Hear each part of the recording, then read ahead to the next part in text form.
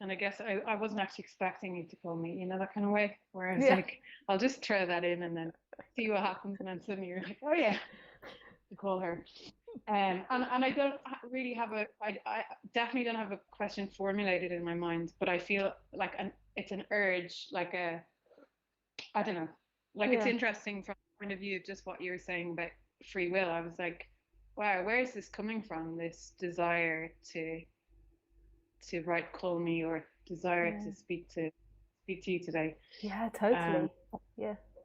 Yeah, like I know beautiful. there's sorry, go on. Yeah, it's beautiful. Like it's just appeared. Yeah, and like my mind was going, oh, but you have to formulate a question, and what if she picks you, and then you have to speak, and there was all this chatter going on in my head, Mm. but I was something in me was going, no, but like if you answer, it's meant to be like I'm meant to speak, but I don't really know what it is I want to say or Mm. um. But I suppose what like something's kind of been percolating for the last while around the question of teachers and like I've bounced around listening to different teachers and uh, have this real desire to be in the presence of a teacher more and in that kind of vibrational field and very drawn to a particular teacher who has an ashram. I won't mention names, just but but then reading bad stuff on the internet about them and wondering is it true, and then wondering does it actually matter if bad things if they're not perfect or if they do bad things, as long as I can get as long as I can kind of uh like learn from them, Mm. then it doesn't really matter. But then again, feeling like, well, there's a vulnerability that can happen uh, with a teacher, and yeah, sorry, I don't even know what I'm trying to say, but Yeah. I guess it's just that it's like this desire um, to immerse myself more fully in this Yeah. in this teaching or in this, I don't even know what Yeah. I can you I can say you know something about that if you yeah like. yeah. So I would say, from the perspective of non-duality, um, like nothing matters. Mm, Like it doesn't matter going to the ashram or not going to the ashram. mm, Like it's right here. It's not in the mm, ashram. It's not anywhere. From the perspective of the person, I think an ashram could be potentially really good for a person, in that you mm, totally detach from your everyday life, and and you get to like experience like a different way of living. Normally there's like a schedule that you have to keep to, and it's a lot quieter. There's a lot less internet use and TV and distractions.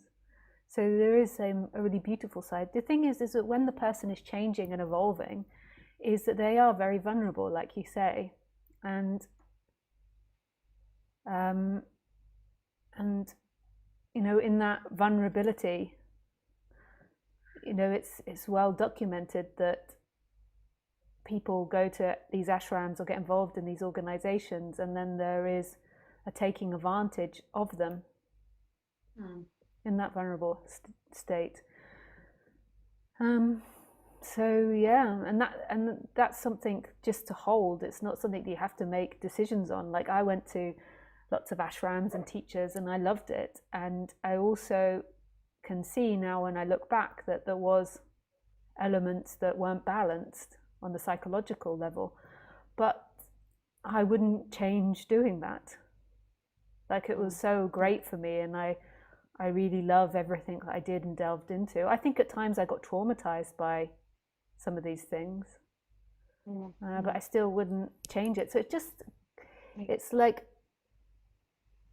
yeah, it's just like going with your flow. You're never going to find the perfect life. And humans, on the human level, like our momentum is to expand. And so say often what happens in ashrams is that you do free labor for the ashram, Yeah. and there is a lot of like convincing of free labor, or sometimes even financial giving of money. to them. Obviously, you've got to pay for your food and your board. I'm not saying that you should go to ashrams, it should all automatically be free. They've still got to exist. But often, on top of that, there's sometimes convincing of giving like life savings or lots of money, or there's sometimes a lot of free labor that's expected. And I'm not talking about, like, when I went to one ashram, I remember, like, you had to, like, you paid for your stay, but it was very cheap, and you paid for your food, and it was really cheap, but you also had to, like, wash dishes and stuff, and I think that's fair. But I mean, like, extended labor, like, you know, and in a way, if you take it in the right way, it can undo your ego. You can see that even, like, if you're doing like 14 hours of work for them for nothing and you're giving them lots of money, you can see it as like how your ego responds and an exploration. But it can also be damaging for the person, because there might have been lots of abuse in childhood, and then it adds to that, and then the person contracts even more and like becomes even more detached from life. But that could lead to awakening. You know, in the end, you can't find it. Like, you can't find, like, this is the right path, or that's the right path. Like, this is life, and this is the ability to think that we have the capacity to go in multiple directions and hold all of this and weigh all of this. Yeah. So yeah, it's interesting. It's just like, there's no go or don't go from me. It's just, if you do go, just go with an open mind to that, and that they're not wrong or bad for doing that. It's the way that organizations work. And if businesses had the possibility to get free labor, like, you know, if like Santander Bank in England managed to get free labor by convincing them it was good for their karma, they would do it, but no one would fall for it. Yeah. So it's not like they're particularly bad. It's just like the nature of businesses, and it's the nature, they want to expand and grow. And if they can get free labor, then they can grow more. And it is complex running a business. It does, like, you know, there's a lot of expenses. Like, the governments take in Europe lots of tax, not so much in the UK, but they do take it in the UK, but a lot more in mainland Europe. And you have to survive that. And so if they, you know, can do it other ways, then it helps them survive. So it's just like having your eyes open to that. And also knowing that no human is a god or perfect. They're going to make mistakes. Like, when you become a teacher and when you have all that power, like, one thing that I know from my experience, like, so now I keep very much separate from people that I teach non-duality to, because I've realized how difficult it is to deal with keeping that balance. Because one thing that I was completely unaware of when I first started speaking is that people wanted your attention, so they would offer you anything to get your attention. And I didn't really have good enough boundaries for that. I didn't really realize, like, you know, they would sometimes phrase it in like, it's so important to get the non-duality message out. And, you know, then I would allow them to help me, or like there would a friendship that would form. And now I wouldn't let those sorts of things happen. I do sometimes, some things slip through the net, but I really try to keep it separate, because often, a lot of the time, what I began to realize is that people, when there is an authority figure, people often look at them and want love, and you've got to be very, very careful how you deal with that. Okay. Like, if you've got the power, because it's not just about what I explained, it's also that that people want your attention, and also like the way in which you treat people. If you don't treat people equally, there can be lots of disbalances, and, you know, there's many things and potholes, and it's like constantly thrown at you when you're like in the position of power. Sure. Like, it's and you know, you don't get a training in this. You don't, like, anybody that goes to a position of power, if you become really rich or you become really successful, you become an actor, you don't really get a training in how to deal with having power and people coming towards you and wanting some of that power or wanting some of that attention. And so you make mistakes. Like, I made so many mistakes in that. Yeah, but you're really honest about it, and that's what I really like about you. Whereas the teacher I'm speaking of doesn't necessarily, in my experience of listening, ever admit to any kind of humanness in that sense of Yeah. like, oh, up or whatever, and that makes me suspicious. And yet, my experience of him is very positive, um, but it's more the people around him that I fear in a way, Yeah. and I fear my own kind of need to conform at times, or need to please, or be liked or loved, and where that leads me. And yet I absolutely hear you that really it doesn't matter what direction I go, because ultimately, like, in on one level it's not my choice, and on another I can't plan my awakening. Yeah. And who And is experiencing now? So it's also the like most important part is like this idea of a you that could be abused or not be abused. There is seemingly a relative character that can, but right here, right now, where is that? Where is that character, and where is the ashram, and where is he and the helpers? And that's really what's happening in every moment. It doesn't mean that we don't look in time, like we've just spent the last 15 minutes going into time, but then there's also the other element is there is nobody that's abusing or abused. There is a movement of energy that's happening, giving appearances of that. And who you are is the consciousness, and the same consciousness that's looking out of them, that's looking out of the helpers, that's looking out of the teacher, that's looking out of the man that sells cigarettes.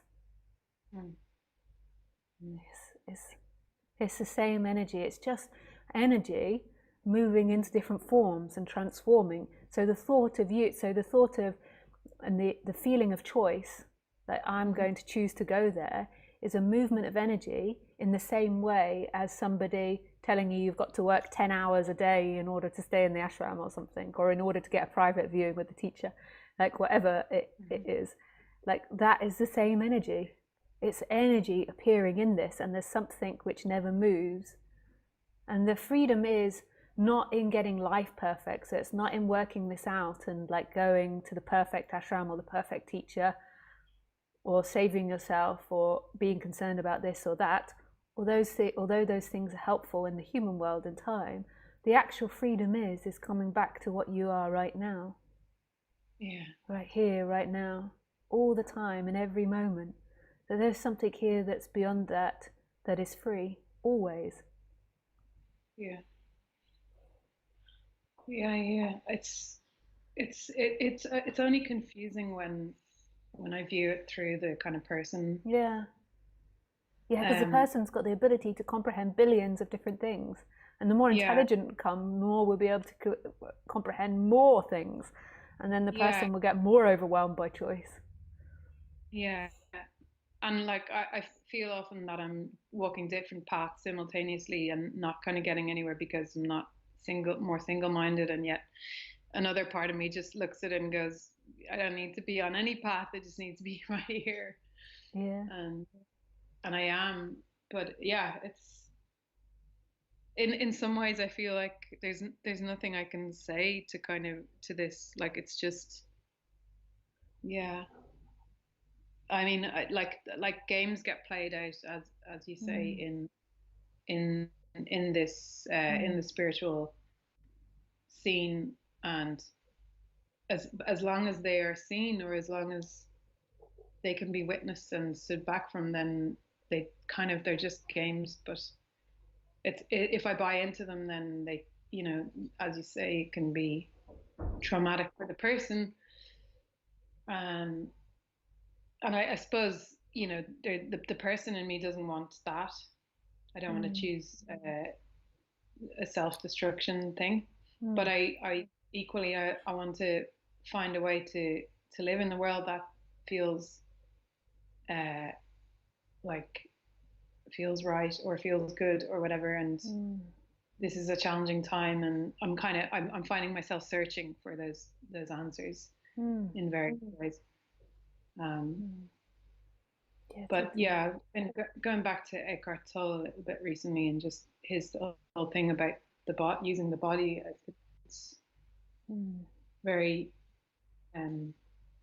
very grounding. Mm. Yeah, nice.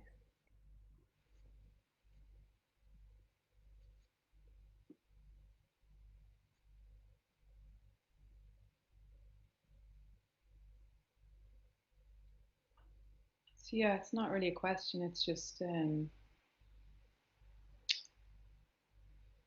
yeah, maybe it was just maybe I just wanted to connect with you and just Yeah. to have a moment, really. Yeah, nice. Yeah. Yeah, Yeah, thank you for calling in and saying that, Sarah. thanks. Yeah. Yeah, nice. Nice to speak with you. You too. Lots of love. Take care. Bye. You too. Bye bye.